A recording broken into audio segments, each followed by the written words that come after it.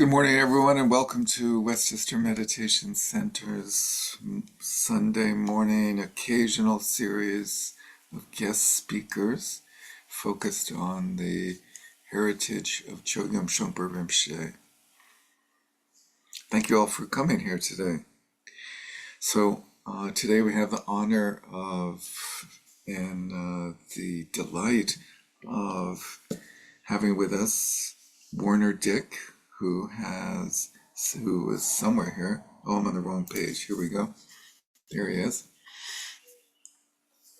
Warner has an academic background in psychology and photography and statistical analysis, and his work experience in the film, theater, production, photography world helped him get a job with the Digital Library of the Chogyam Trungpa Institute. Many years ago, he was a key player in the creation and development of the Chogyam Trungpa Institute and the Digital Library in particular, which he continues to play a key role in to this day. And in addition to the worlds of Chogyam Trungpa Rinpoche and his presentation of Buddha Dharma and Shambhala teachings, Warner has also explored the worlds of Gelag Rinpoche and Mindraling Khandro Rinpoche. He lives in Bedford, New York, beautiful little town, and he's going to give us a presentation this morning on the Digital Library, highlighting its capabilities with a wonderful talk by the Vidyadhara Chogyam Trungpa Rinpoche. In addition, last but not least, we're very happy to have him as one of our main teachers at the Westchester Meditation Center here in Westchester. Welcome, Warner. Thank you for joining us. Please take it away. And so we'll have presentation, including the video, and then Q&A towards the end. And either raise your hands, we'll repeat this, but either raise your physical hand, your digital hand, or you can chat your comments or questions. But try not to chat during the presentation as it's sort of distracting. Thank you. Warner, thank you. Take it away. Thanks, Derek. Hi, everybody. As Derek mentioned, I've been working on this project, so it's quite near and dear to my heart.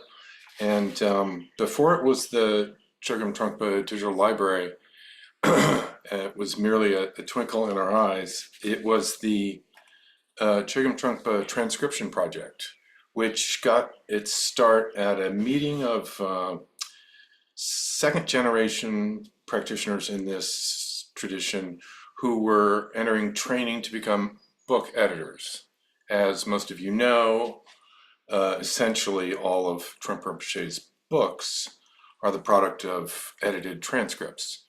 And it's a very elite group that had done that editing up until this first meeting of the younger generation getting interested. And so we all met in Boulder in 2017, I believe.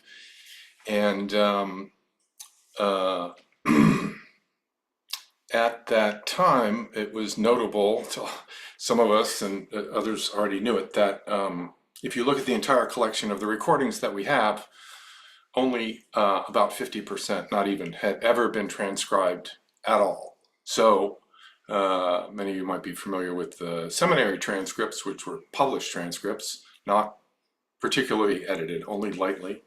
And then there are the many books, and then there were many transcripts that were shared more narrowly or not at all for different reasons, but a whole 50% of the total had not been transcribed. So we set out to, somewhat provoked by Derek Kalini, to figure out how to do the rest of them before it became just impossible and lost thought. So when I connected with Lynn Friedman, who's in Nova Scotia, we really got it off the ground. We did a pilot study on how to have a sort of distributed across North America and wherever transcription project using, of course, the cloud, as they say. And that got off the ground in earnest in 2018, and I've been working on it ever since. I have a particular interest in the tuning up the audio and video quality. Anyway, so the transcription project came first because there was the right away the notion that if we were going to make a website that would make the digital recordings, which of course all began as analog recordings and were carefully digitized in an earlier era, if we were going to make those available to people, it would be nice to include the transcripts. And this was right about the time when being able to connect a transcript with a streaming media like audio or video was just being born. The technology involves a little bit of AI, but we'll see a demonstration of that soon if you're not sure what I'm talking about. But the opportunity emerged out of that to conceive of this public-facing web resource where you could access the recordings, but also have the transcript right there and staying in sync, so to speak, with the recording. And one form of that everyone's familiar with are captions at the bottom of the frame. So all of our resources, even just audio, appear in a manner that shows the caption, phrases go by, for those that are otherly abled, but also for all of us. It sort of enhances the entire experience, I think. So the digital library planning began around 2021 and took a while. We were very methodical and carefully chose a developer, and it launched in January of 2023. And we've been releasing material on a monthly basis ever since in a fairly controlled fashion.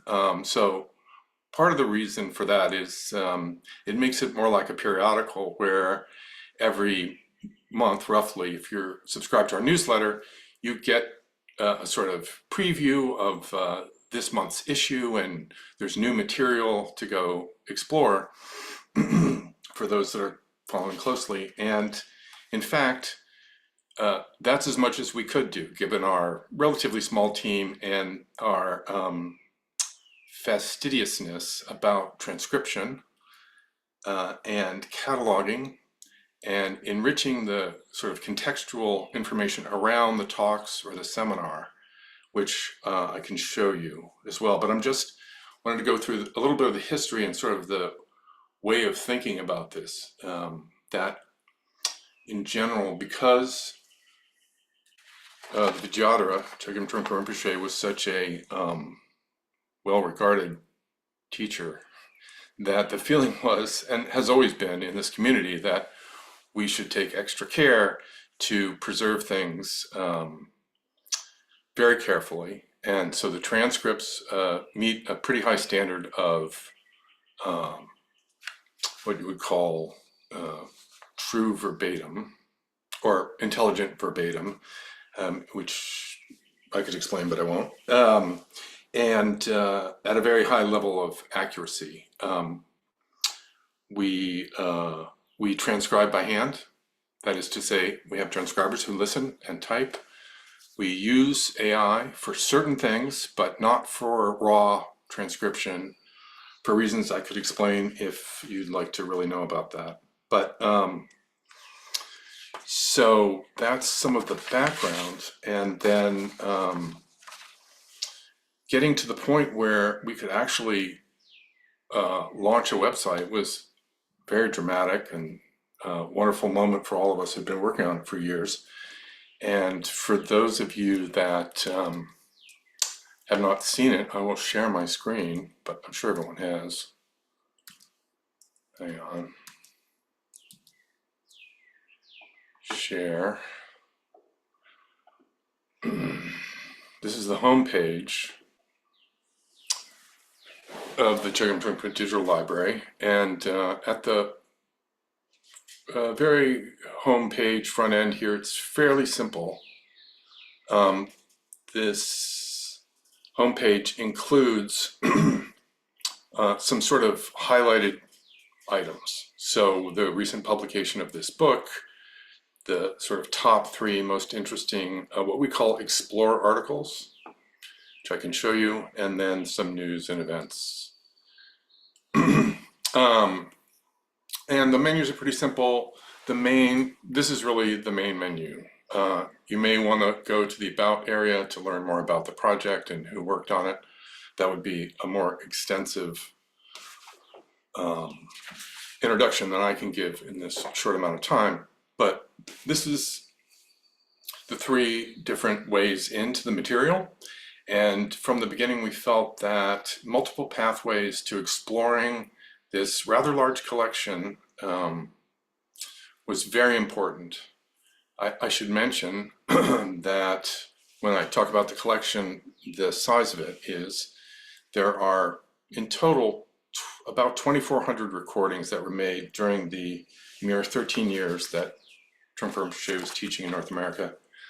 And quite a number of those are what we refer to as restricted material. They have prerequisites.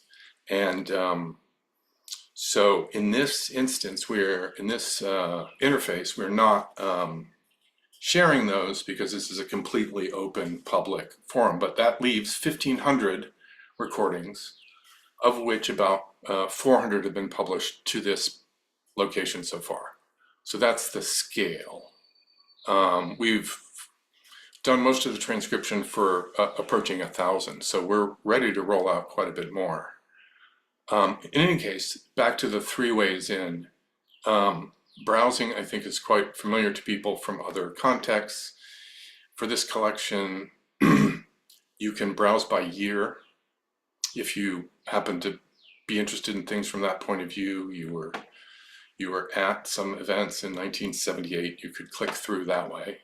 You can browse by theme, which is a very broad way of categorizing the work.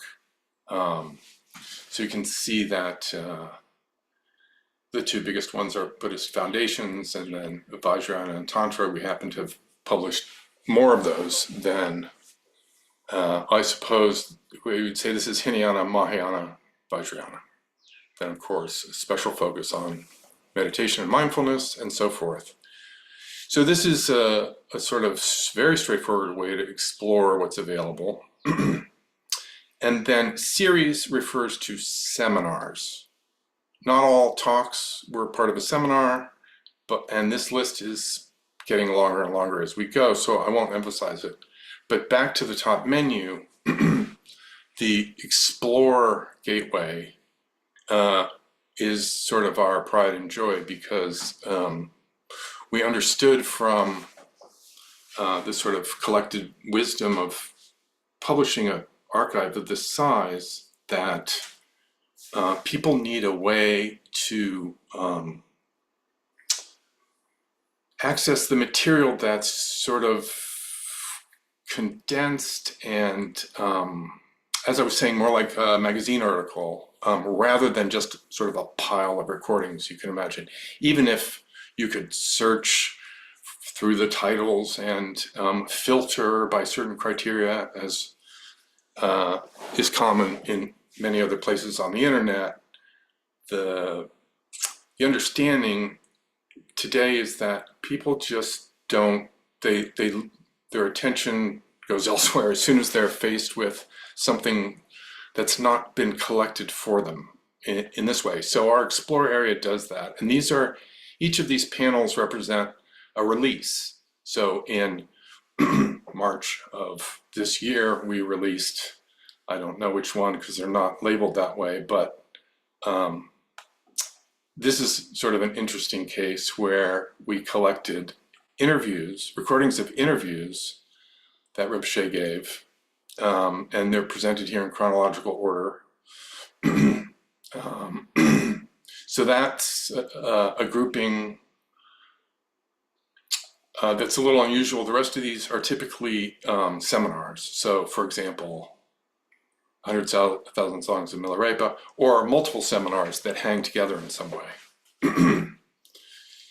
So that's a recommended way to access the material. And then finally, there is a method for searching and filtering and doing those things in what we call our media library, which is sort of a separate module, actually subdomain for you techies, which can be found under the label search. And we have this sort of landing page for that, which explains how the search interface works. I will sort of demonstrate it here, but since we have limited time, I won't explain all of its features. But clicking on this main button opens a new tab, and the platform is called Aviary, and they would like me to, again, verify that I'm a human. This may take 2 or 3 tries, I think, because of the way I have my browser set up.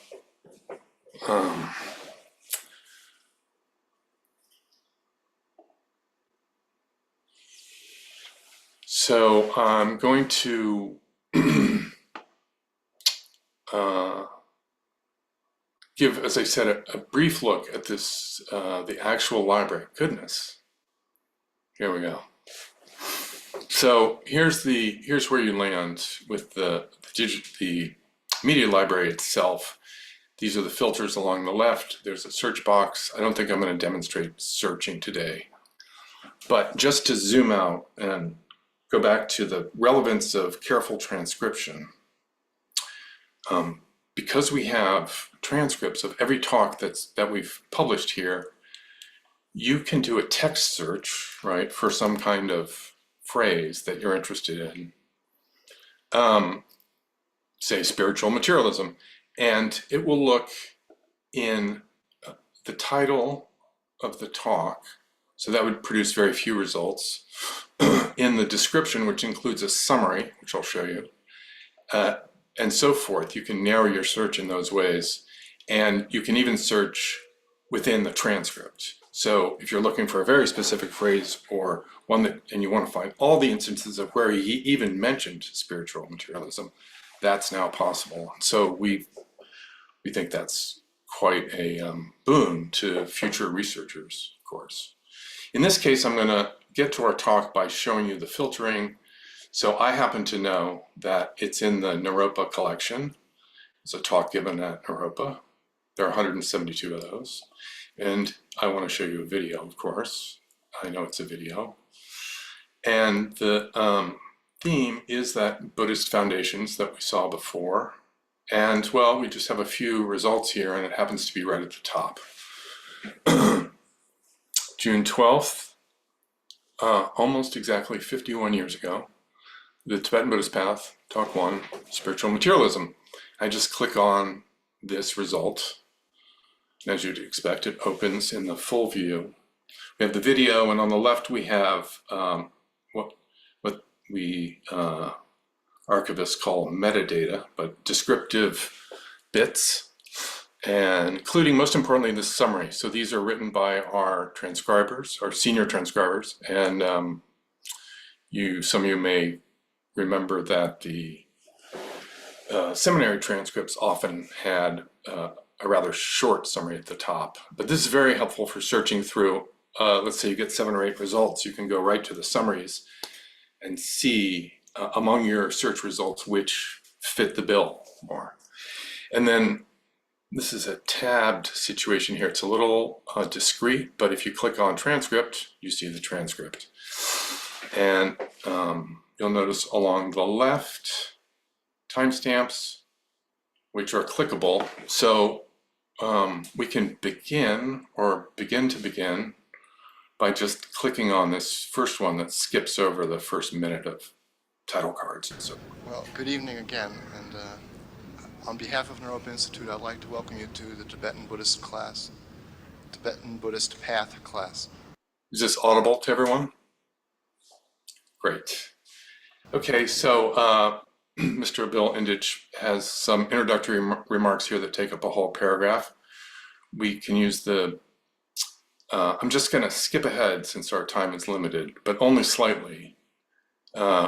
we could begin at the beginning of Rinpoche's address to the audience. But I happen to know, having listened to it, that he spends quite a lot of time talking about how he'd like these students to engage with the course and meditation and so forth. And that goes on for quite a while, so I'm going to skip ahead. And for those of you that don't know, this is the first talk of the first seminar at the first summer of what was then Naropa Institute, now university. And so it's quite sort of a historical moment. And the famous frame or description of this is that the planners were expecting about 500 people to show up and collect in Boulder for this brand new thing called Naropa Institute, and about 2,000 people showed up. So they had to scramble a bit to find the right venue and accommodate so many. And this is sort of the headline moment, really. And really, I think, a pretty great talk. So I'm going to skip into where Trungpa Rinpoche says, now I'm actually beginning, and we can enjoy this together. I would consider taking questions now if they're pressing, but there'll be time at the end. This talk is only 40 minutes.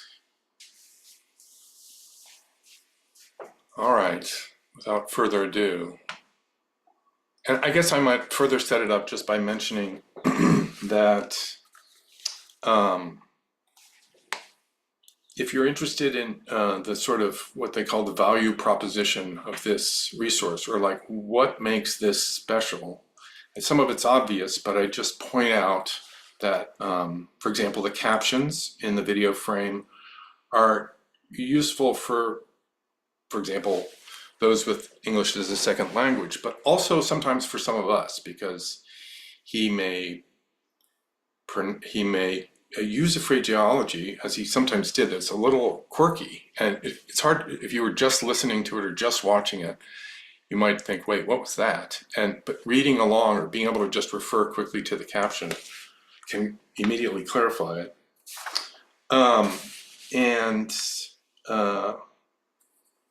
Of course, being able to just read a transcript is quicker, but being sort of with the whole experience here in the, particularly with video, helps us sort of slow down and sort of enter into that more relaxed frame for hearing a Dharma talk, of course. And with this collection takes us back to an earlier time where things were a little slower. And also, I think you'll find, compared to, for example, even reading a book, that with this teacher, there's often or always a sense of transmission, that he's not speaking casually or in a nervous fashion, such as myself, but teaching at sort of multiple wavelengths at the same time, you could say. So you might keep an eye out for that. And he's known for his wonderful exchanges with students, which we'll get a glimpse of at the end. There are just a few, but I think they're all quite good. And you'll get a flavor for the era and the moment in time. So without further ado. Now I am actually beginning.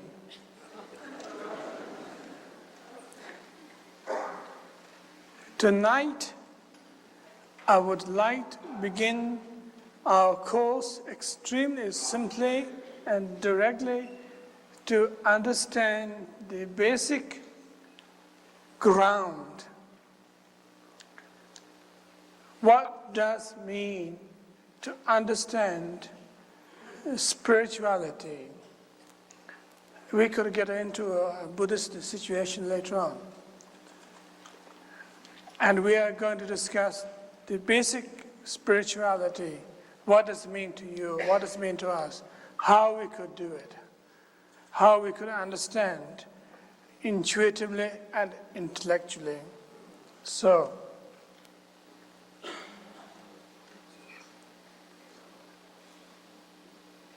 there is a first biggest problem that we always face is whenever we talk about spirituality, there's always a problem goes along with it, because searching for spiritual enlightenment is man's highest goal, transcending politician, being statesman, and transcending millionaireship, transcending anything that exists on this earth, and materialistically speaking, the spiritual search and spiritual achievement, and spiritual enlightenment, and the spiritual power is regarded as one of the most highest thing, the greatest thing that mankind ever could achieve.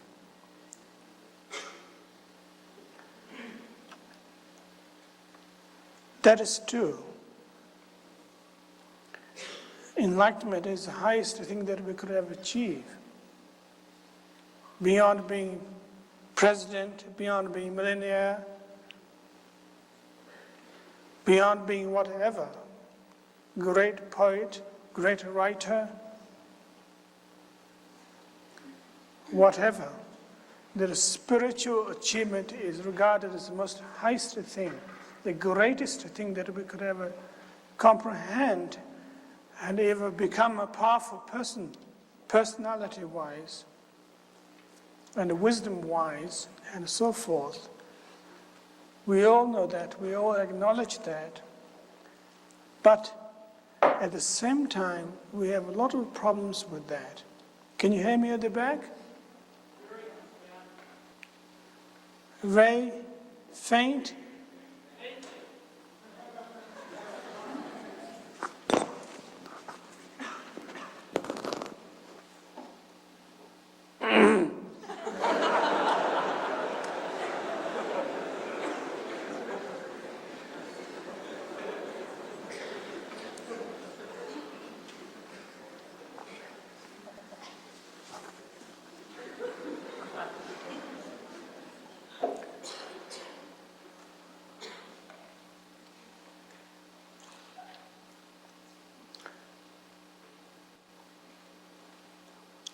That we know in the ordinary case of our life situation that even though we become a successful person in life, highly powerful person in society, whatever, that we still extraordinarily, we are speedy, we are not restful, we don't have a peace of mind, that we become victim of ourselves, as we know that. And such laws were taught for a long time, and by now you must understand the basic ideas of that basic spirituality, that a spiritual cost is one of man's highest search that ever made, and it is the case, it is the case, it is so.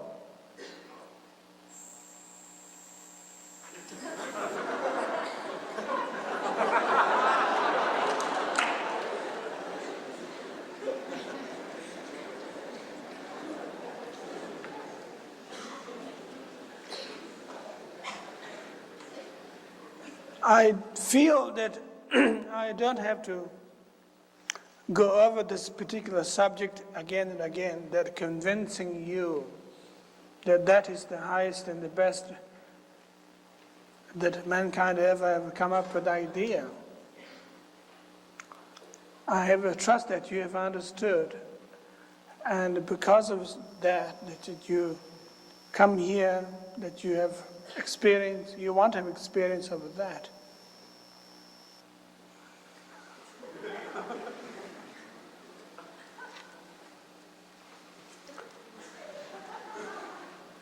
The basic point, oops. Can somebody keep a track on that?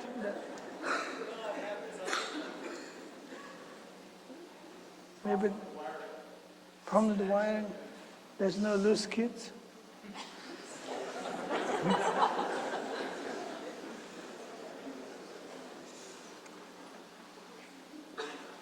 That point what I'm going to raise is having prepared already such ground that spirituality is the highest thing, and it gives you a certain experience and heighten one's experience and wisdom, openness, skillfulness, infinite number of them.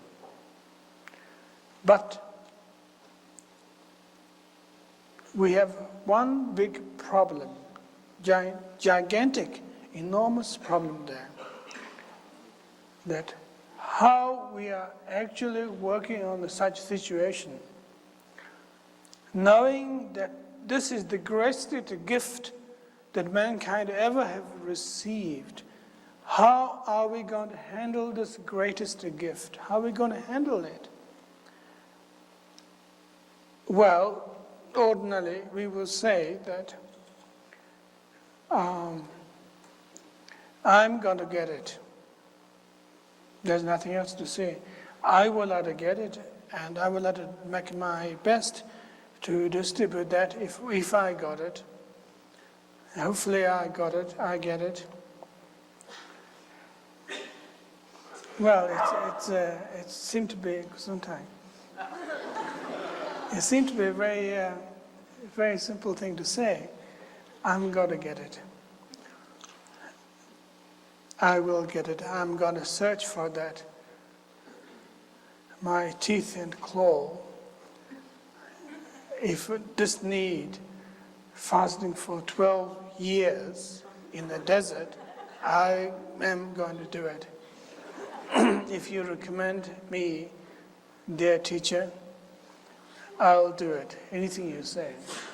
As long as you promise that I'm going to do it, I'm going to get it. Well, there's some kind of catch there. We are asking, who are we? Before we do that, who's going to get it? What is going to get it? What is you? What is me?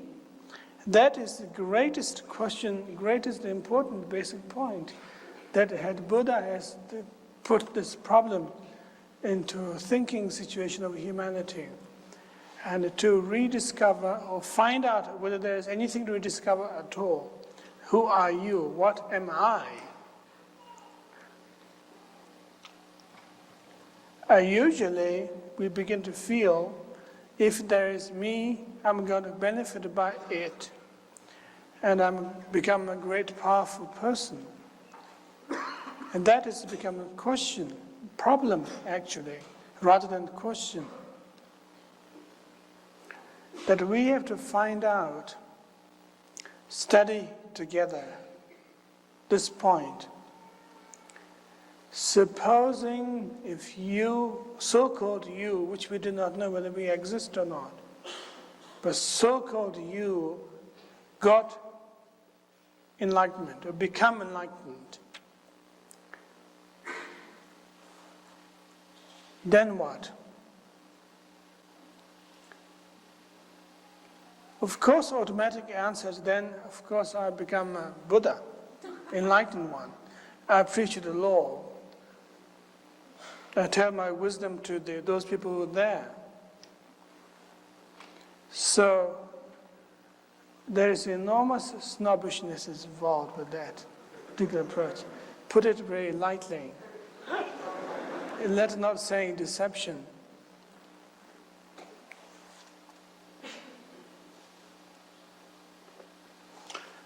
You might find that when we talk about snobbishness, you might find it very light and harmless, but actually it is extraordinarily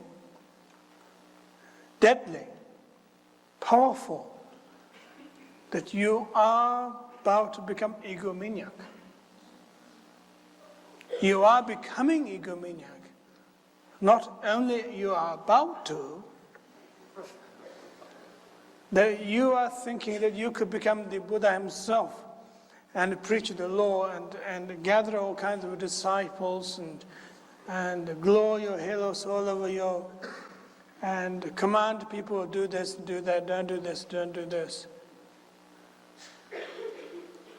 It's very tricky, extremely tricky. and extremely dangerous.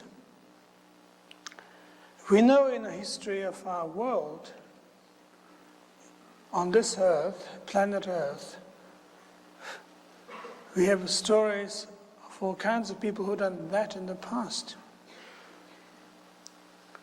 Adolf Hitler, for one thing, Mussolini for another, and all kinds of people who attempted to do such thing and failed, but who have succeeded. That we know that those people are trying to seek some kind of enlightenment through their ego, through their basic pride that I exist, therefore my project should exist forever and ever. That has become a problem, enormous problem, great problem. So if we're going to discuss spirituality at this point in this particular class, I feel very nervous myself, and so should you, that we are not building mutual deceptions between each other, that you become little Hitlers, and I become the creator of that. Ladies and gentlemen, that's a very serious question. Humorous as well at the same time. It's almost pop art.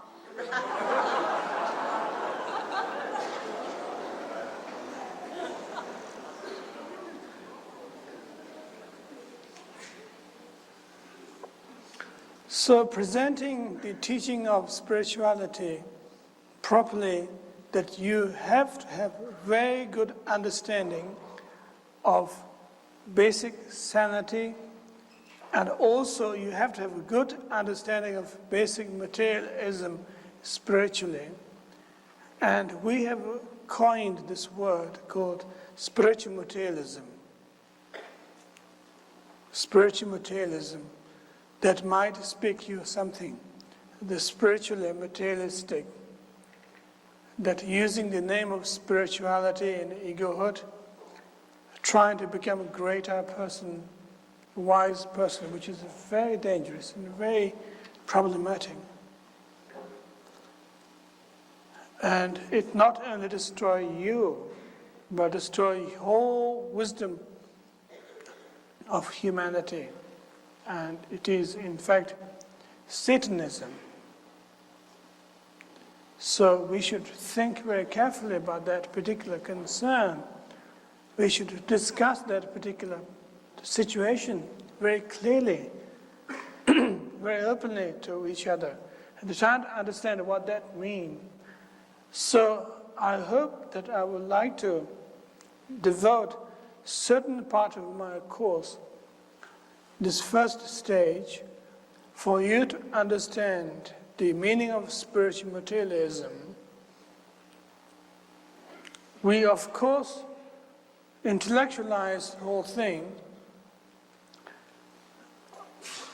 and we could also identify with ourselves, but I feel that whatever we do, both of those possibilities are open, that we shouldn't kid ourselves around.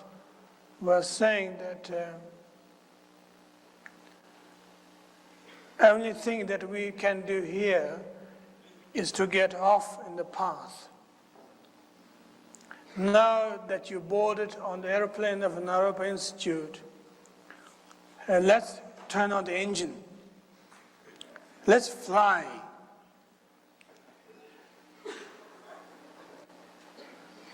Let us make ourselves into a cosmic transcendental airline. Let everybody be the passenger. Let's fly above the sun and the moon and the universe. It's very easy to say. Easy to say, but it is not difficult to do that. Since everybody is sitting on the ground, sitting on the floor, and nobody can get an inch off the ground if you want, physically and spiritually, absolutely not. maybe psychologically you think you are doing, but then that is another spiritual materialism. So I'm sorry to be such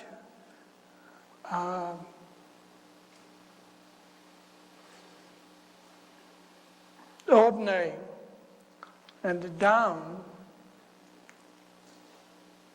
but I think that particular approach is absolutely necessary in order to build this particular journey, which will take off the ground. Before we do that, we have to understand where we are. If you want to fly,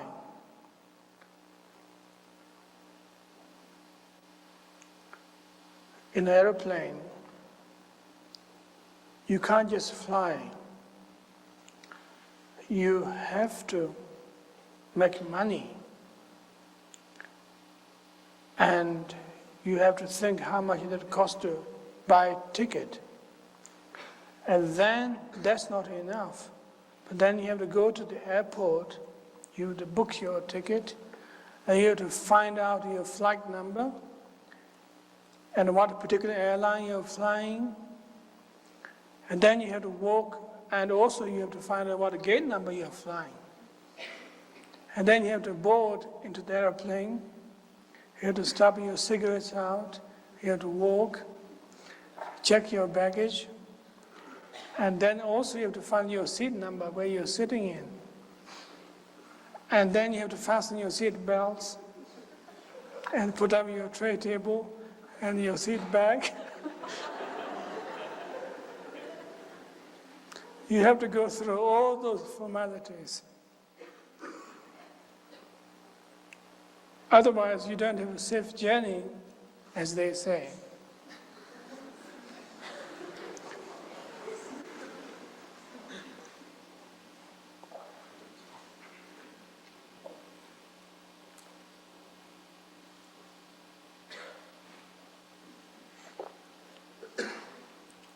Regarding the question of spiritual materialism, that self-oriented pursuit, which dedicated to pursuing a self, ego, to become oneself a greater and powerful person, that if you use mantras, chantings, meditations, all kinds, that you think you're going to get greater person, greater personality, greater individual who could trod on the path.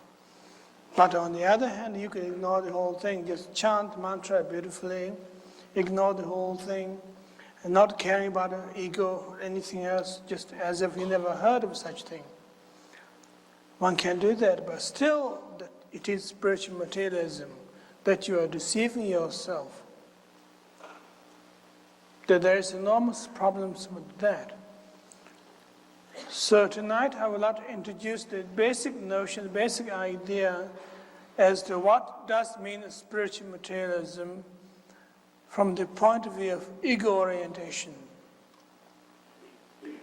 That you wanted to achieve certain particular result, cause and effect, because of practicing in a certain way, that you get what you want,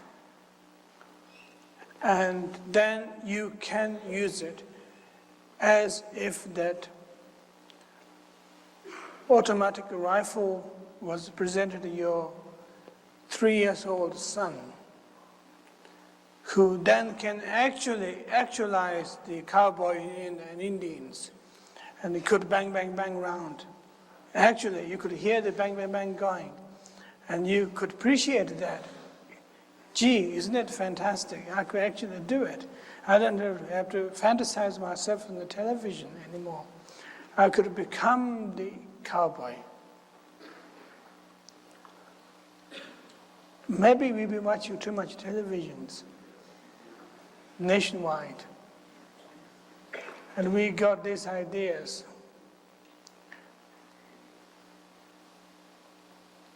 Sense of not knowing. where the responsibility lies, where the game lies, where the kick out lies. That has become a tremendous problem. And we could sit down here and say that now, if you sit down in 3 minutes and say a certain particular word, by saying so, you're going to get enlightened.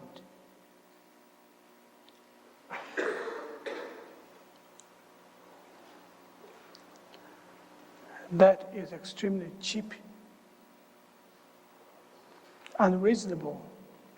That undermines human dignity, that human beings possess, supposed to possess some kind of intelligence as to develop some kind of critical attitude to what you're doing, and you're supposed to see through that. So that is the basic point where spiritual materialism could cut through by your own self-existing irony, critical attitude, to cutting through that kind of deception. And that is where the function of enlightenment lies, that you can't be all that deceptive, you can't be all that challenged, and you can't be all that gullible and coward. So that is where the possibilities lies. Otherwise, there's no point in talking about enlightenment. Absolutely not. And we should have more trust in a computer. Everything's mechanized. But since everything's not mechanized, everything's experiential, therefore there's strong possibilities to fight back against such spiritual materialism, which is an extremely important point that I would like to make, is that that's the key point, that there is the cynical attitude that exists within us, that one wonders, should I give in to my cynical attitude? Or maybe I should give in. Maybe I should go through the whole way. At this point, it is absolutely necessary to understand basic spirituality, to go along with the cynical attitude, questioning everything, not necessarily intellectual, logical, metaphysical way, but experientially, trying to go along with that particular approach is extremely important. So that is the first step, as well as the first step for you to be a student here, to how to sharpen your intellect. That don't buy anything that is presented about a question. And hopefully we have more chance to discuss in the discussion period, whatever, that we have a chance to interact. And cynical, critical questions and cynical and critical thinking is extremely important to wake ourselves up. Otherwise, we are completely lame, blind, that you just be fed through the intravenous system. So let us not be in hospital. Let us be a full living person who could actually relate with what's being presented, critically could think and work out, understand, or anything that you don't understand could be questioned. And that is very important. Nothing to do with becoming an intellectual person as such, but that is also intuitive process, intuitive style as well at the same time. So tonight's session is being introductory thing. I would like to therefore tell you how to handle yourselves and how to just basic approach, how to relate it with the whole situation that is studying and taking part in this particular class. And now I would like to open to a question if we have anything to ask.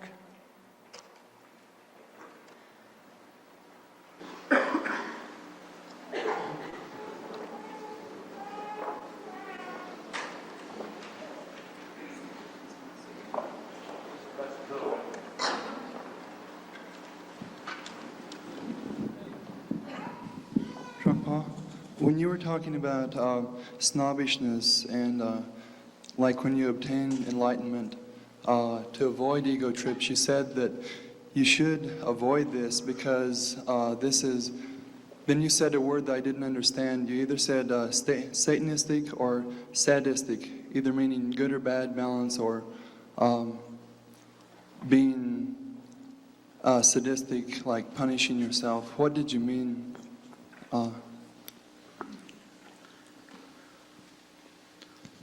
I don't remember that particular Okay. second part. Okay. It was well, I guess I'd like for you to just talk a little bit more about, like, realizing, like, if you realize that you've grown spiritually, what should you do with that, you know, as far as interrelating the balance of your ego and your spirit?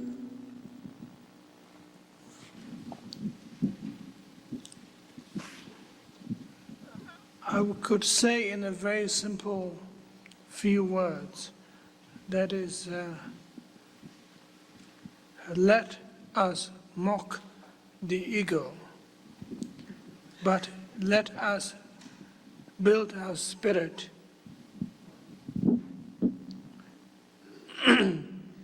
Spirit in this case as a sense of inquisitiveness, that something might have happened. There's a possibility of something's taking place. But ego's approach is that going to be good for me? Should I do it? Shouldn't I do it? If I get it, how much it is money's worth, so to speak. That is taking place all the time. I'm sorry, I don't think I have answered your complete question. But we could work out again. Anybody else? Try to make a question. At this point, I would like to ask you to ask the questions very simply and very basic. We could get into the depth as we go on. So try to work on the questions as something very basic, if you like, which would be helpful. Because when you ask your questions, you are sharing with the rest of the community here as well at the same time. Thank you. Somebody there?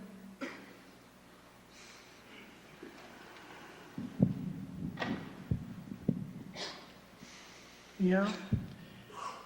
How do you take a basic cynical attitude?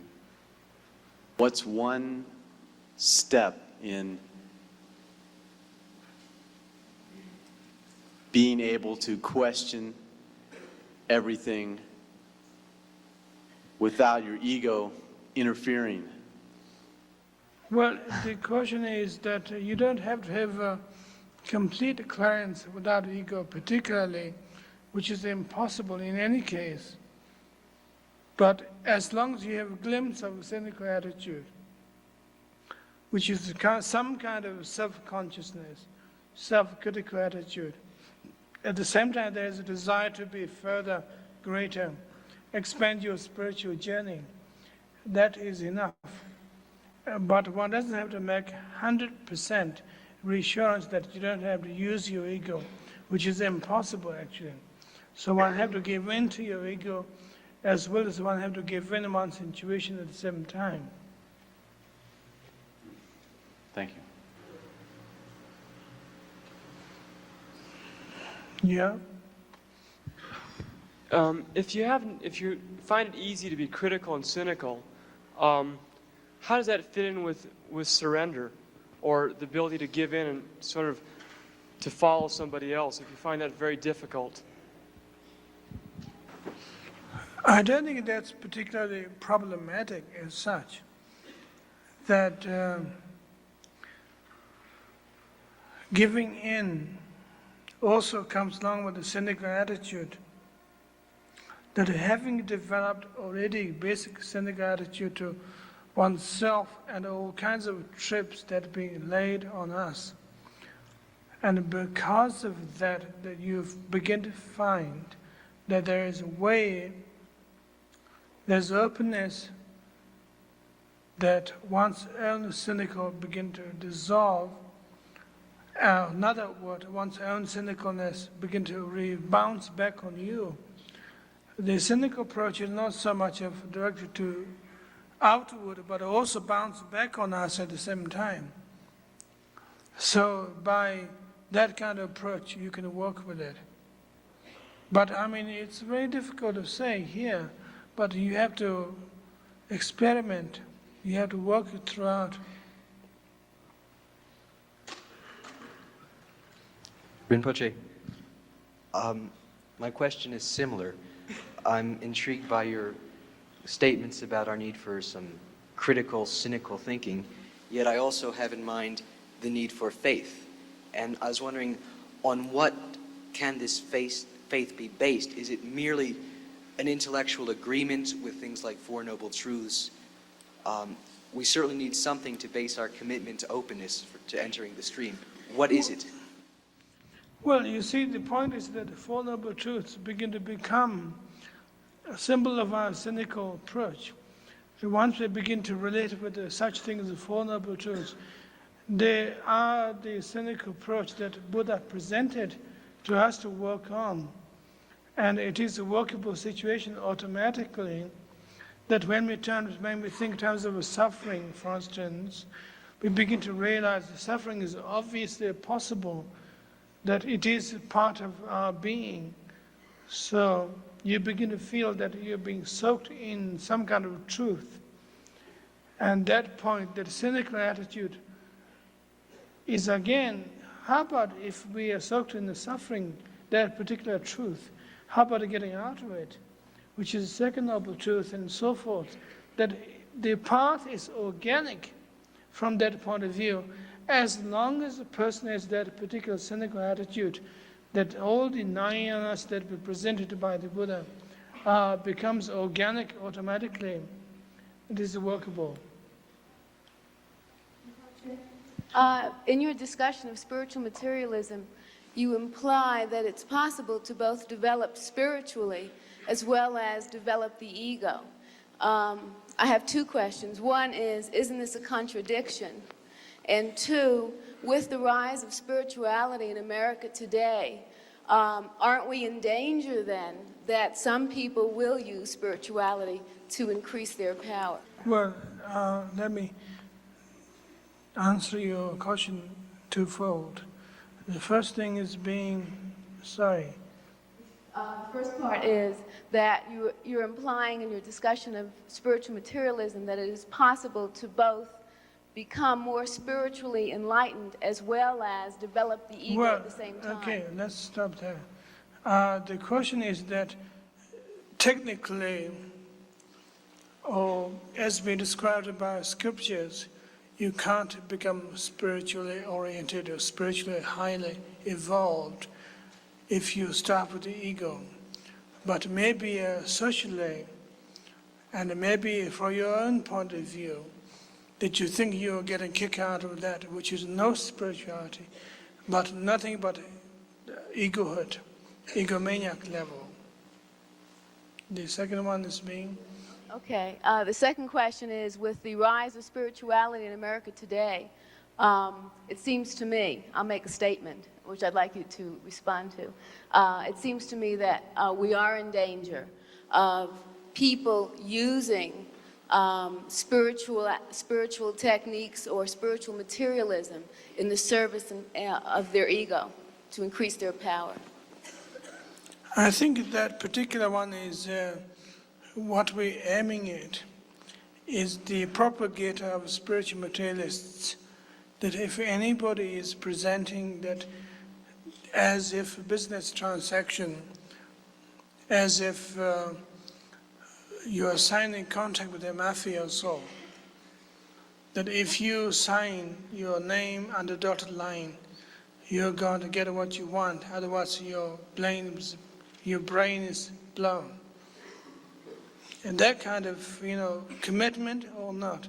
If you commit, you're going to be okay, you're going to be enlightened. And such sort of extreme case is extremely materialistic. In fact, it is demonic from that point of view. So I was trying to secure this ground for us as students here to present the case to everyone that there is spiritual materialism. There is also possibilities of transcending that particular, getting off that mafia soul trip. There is possibility. But so far what we have been receiving in the popular level anyway, in this country, United States of America, is concerned, it has been cheated somewhat. And people have misunderstood a great deal. And spirituality become propagating another kind of empire, which is not so good. Ladies and gentlemen, I think we have to close our meeting here tonight. And I'm pleased that you are full up with the questions. We could discuss next time when we get in. And what I want you to do is just to study and think about it, work out, and next time that we could discuss the situations of actually following the path as such. We could discuss that next time.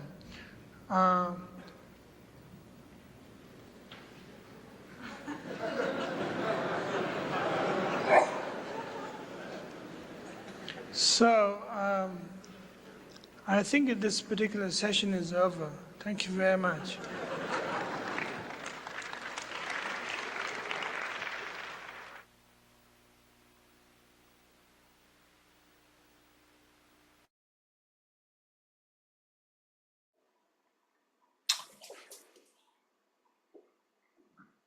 Well, and there we have it. A bit shorter than the average talk in the collection. Turns out that the average talk, by the way, in our collection happens to be like sort of 59 minutes and some seconds, almost exactly an hour. And they cluster right around that. He often had a sense of just how long to go, or so they say. In any case, that was fun to watch that together, sort of as intended, right? We're hoping and finding that the digital library can be used in this way in a sort of classroom setting, as we've done for just one meeting today. And of course, we have time for some discussion, and I thought we might start, or might stay on the topic of the talk for a minute or two if there are insights or questions or comments about the topic, the event.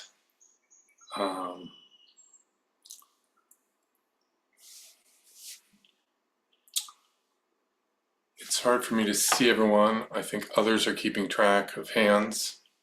You could also just unmute and jump in. Hey, Warner, I'll jump in. Hi, Arthur. Okay. Yes. Listen, first of all, I mean, what an incredible teaching tool this is. And I can't thank you enough for like just the work that you're doing here is, I think, phenomenal. So thank you.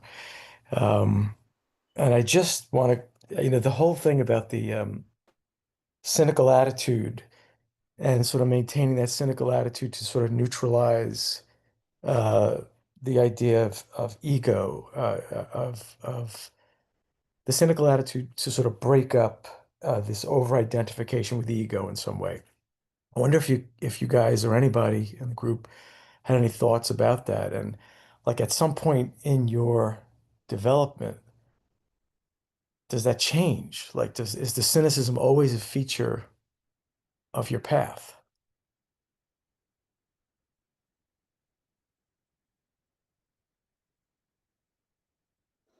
Arthur Dion. That might be a different question. I think you might need to Oh. answer that question first. Oh, from sure, of Arthur. course. I'm happy to. Well, can't get out of it that easily, right? So I've always been struck by his choice of terminology, cynical, which is, I think, quite interesting and multifaceted.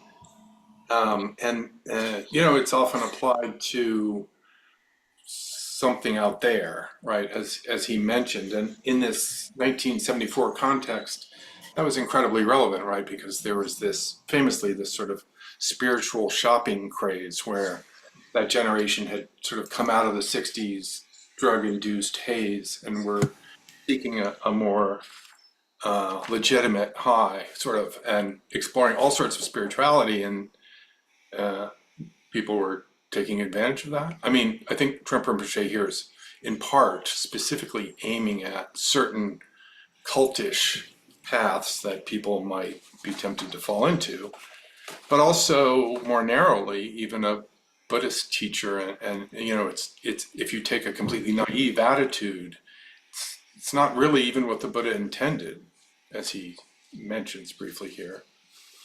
But also he talks about the cynicism bouncing back, which I think by that he meant that you should take a critical attitude towards things that you encounter, paths or teachers or books, whatever, and use your intellect, but also be careful about your own ego and its subtle tendency to, even sort of without you knowing it, try and make use of whatever. I mean, the famous line is that ego will use anything. It's in the book by this title.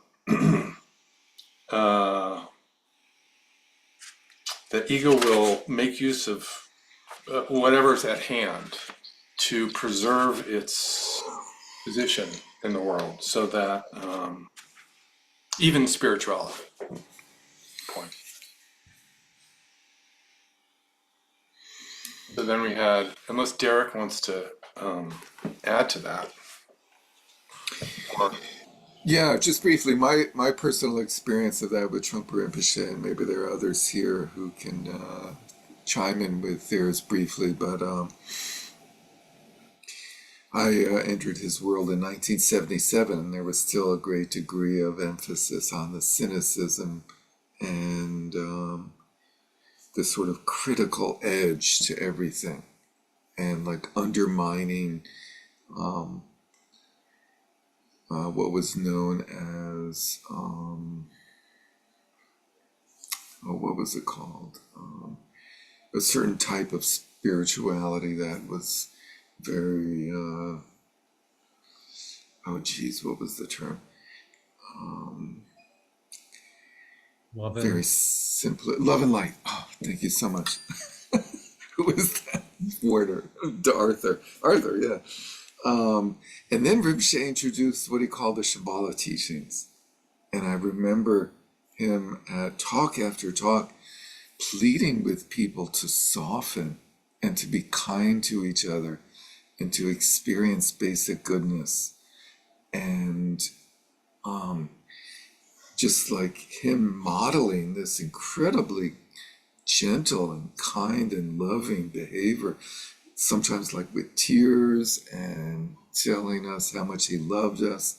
And it was really a profoundly interesting experience. It was hard for people to shift because it had been so ingrained, this critical, cynical attitude. And he had to go to great lengths, from what I saw, to get us to soften and transform that. And so gradually that happened. And then for people who entered after that period of, let's say, 1980 maybe onward, there was much more of a balanced blend of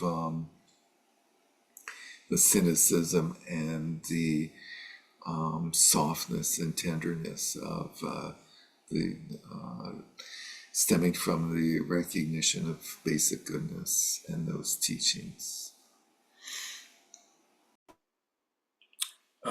Arthur Dion.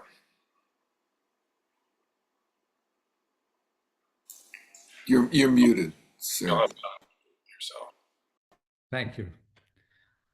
Being the second Arthur, I'd like to echo what the first Arthur said and express a delight and appreciation for this introduction to the digital library, which I wasn't particularly familiar with. So it looks like an absolutely fabulous resource. Thank you very much to everyone who's making it happen.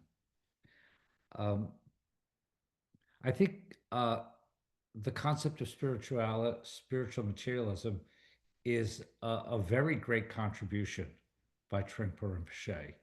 I think it's absolutely key to how he presented the Dharma.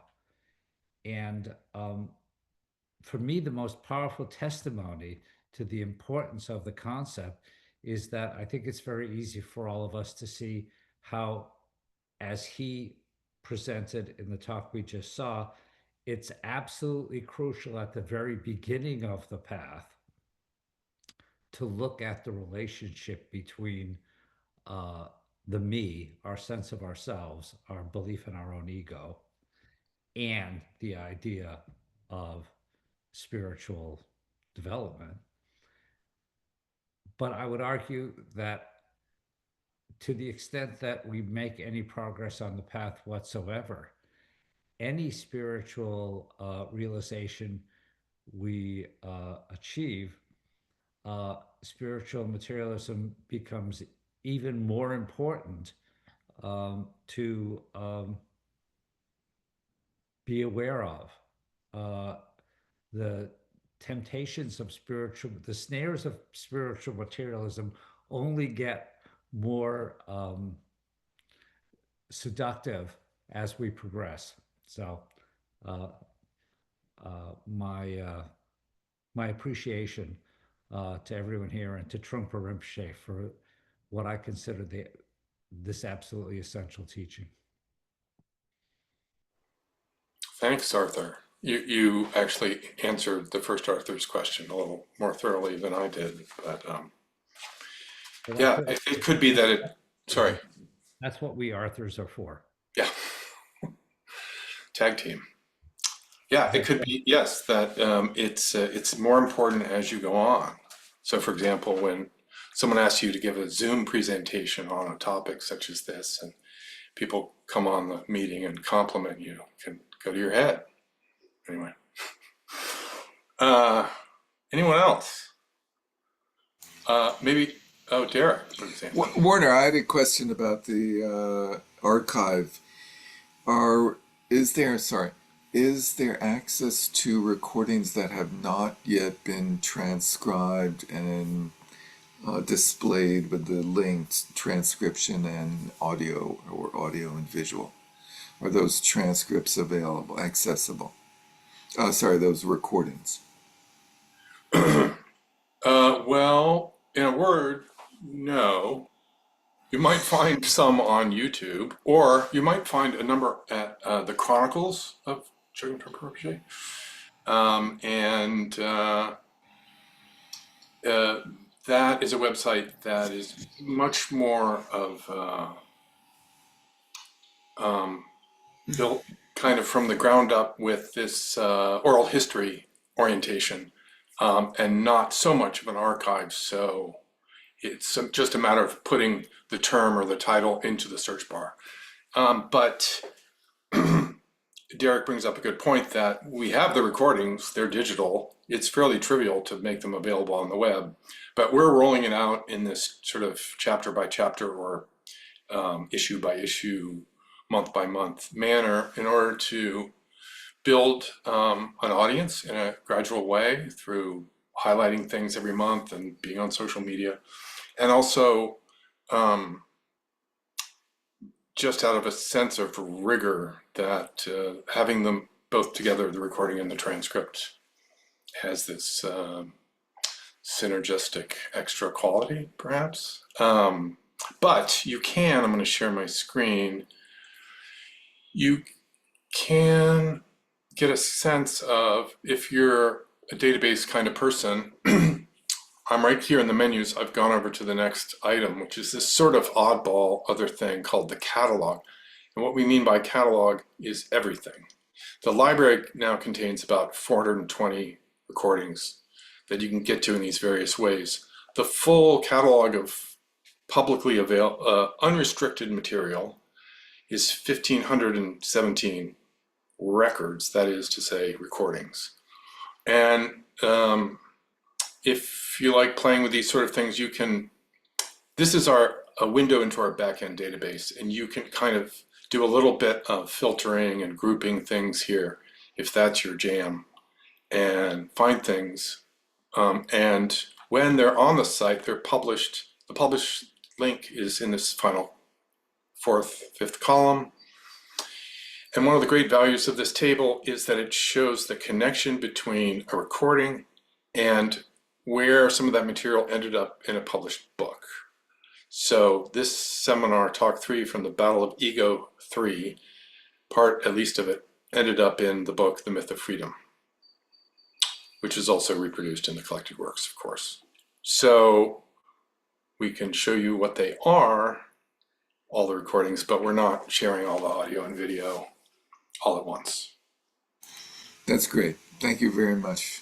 That really fills in, lets you see what he gave talks on over the years. Thank you. Right.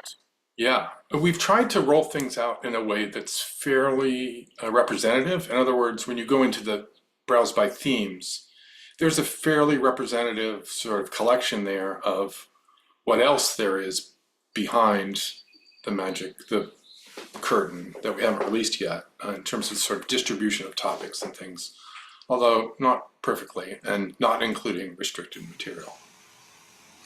Thank you, George Klein. You're muted, George. Can you hear me now? Yes. Yeah. This is my first viewing of Trungpa Rinpoche, and it's very interesting. As a non-English speaker, he has some challenges, and there are points in his holding forth and in his handling questions where I think he's a little unclear because of he does have an excellent command, but it's not total of English. Does the project, Warner, that you're running confront this at any point? I mean, this is a very difficult problem, I recognize. Only glancingly, the kind of thing that you're talking about, the larger category of any kind of correction or clarification happens when a book gets published. Or sometimes there are these source books that are not necessarily widely distributed, but it's the job of the editors. It's what makes editing his work. It's one of the things that can make it a little bit challenging. But you may have noticed in this talk there was one place where we had to do a correction because it was a reversal of the meaning. He was speaking quickly, and he just said, it's easy to say, but easy to do, which couldn't have been what he meant. So in a bracket, it went by quickly, you didn't notice it, but if you read the transcript, it says hard to do. It questions whether or not, didn't he mean to say hard to do? And we think he did. So that comes up really rarely. But it's a great question. All of these language issues are at play here when we transcribe and then when the editors get into it. And I wanted to, as long as we're talking about editing, put in a plug for, I mentioned the second generation of editors that did the training, and that workshop gradually, eventually ended up with the publication of a most recent book, Cynicism and Magic. And this is the published form of the seminar that we just watched the first talk of. What was then called the Tibetan Buddhist Path is now called Cynicism and Magic, and it's wonderfully edited, and there's a fantastic introduction by Tilly Perks, who was a key person on that project. So if you don't have it, I recommend it. Other hands?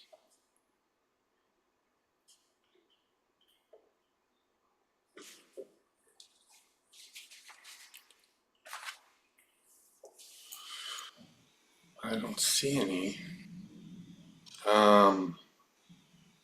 Well, I can talk a little bit about the future of the project. We, of course, intend to get all 1,517 talks up and publicly available. And when that happens, of course, the searching and so forth, using the full text search and those sorts of research tools will be ultimately useful. And hopefully it will still be easy to sort of find things in a more casual way.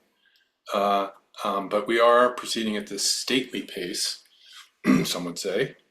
And but we intend to be done and finished with all of that by the spring of 2027, which will be the 40th anniversary of the parinirvana, or passing, of Trungpa Rinpoche.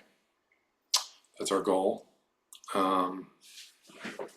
Transcribers are working away like little squirrels in the background as we speak. And other skills are involved, of course, as you might imagine. But it's a great group. They're very dedicated. And they're getting an opportunity to study this material in a kind of interesting, direct way. And of course, I hope you'll navigate over to the site and play around and send us questions. There's a contact us link in the footer, the bottom of every page. And my email is on the Westchester Meditation Center page that's about us and lists the faculty and others. But I'm in there. You'll recognize my photo and you can email me directly from there. I'm scanning the grid. Obviously, I've just explained everything perfectly because there are no questions. Stefan, perhaps. Oh, I'm not sure if I had a question. Okay, I saw you unmute. Oh, yeah, I just unmuted myself, but I do want to say that this is my first exposure to this master. I've been following other people, and I think it's wonderful that you're exposing us to his teachings. I'm just wondering, I'm just thinking out loud. I'm not sure if I even believe what I say. Okay, but what I'm thinking is, here you have this teacher, and it seems like it's a community that really focuses on him, and I'm wondering if the goal is to really expose us to his teaching and help us learn, but how are we using this tool to touch more of humanity? You know what I mean? Meaning this is really interesting to me, and it definitely overlaps with the teachers that I follow, but I'm kind of wondering, I'm like, here you have this valuable resource, and how are we able to, really be of service to more people, What a great question. Well, just off the top of my head, one thing I would note is that there are many books by this very significant teacher. But now with this resource, there's, and the fact that we are really trying to get it out there by using social media, there's a younger generation very clearly that are tuning in and catching some of the teachings in some form. It's potentially considerably more random than, or sort of ad hoc than picking up a book and reading it straight through. But as you know, the digital domain and social media are where that generation hangs out all the time. And we're tracking visitors to our website from around the globe and seeing that, as some people in the community already know, Trungpa Rinpoche's recently become quite popular in Asia, and including mainland China. And we see that traffic and we get the feedback and donations from that part of the world. So that's a partial answer. That's what comes to mind. Yeah. Okay. Thank you very much. I just didn't know, I see so much more happening. I don't know how it's really all coming together. How we're really tapping into this. It seems like we got buy-in from the people that are interested, but how are we really tapping into those people outside? I was just comes to my mind. Always thinking about how I could reach out to people. That's a great question and a huge question, and it would be great you could pursue that further with Warner through his email, or you could join us on Sunday mornings in person at our normal open house, and that topic is one of the key topics for exploration, basically every Sunday and at all of our gatherings. Thank you so much, Warner, for sharing this with us and for making it happen. And we hope that the work continues as planned, and can't wait to see what you do in 2 years after it's done. Thank you everyone for being with us today, and if you can, please join us at our annual picnic on 2 Sundays from now, the 22nd of June in Irvington at I believe 1 o'clock at Matheson Park, and check out our website for registering for that so we know how many people are coming, how many potato chips to bring, something like that. And everyone have a great day, and also check out our course offerings. Check out our website and see all the different courses we have, and we hope you'll join us for those and many other things in the future. And lastly, the link for the digital library is in the chat. Jane Grenier planted it there, so if you want to take a minute to catch that before we close, please do.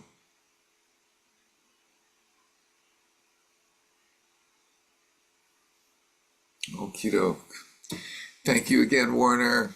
Everybody unmute and thank you all at the same time, right? Thank you. Thank you, Warner. Thank you, Thank you very Thank much. you, thank you, See you thank guys.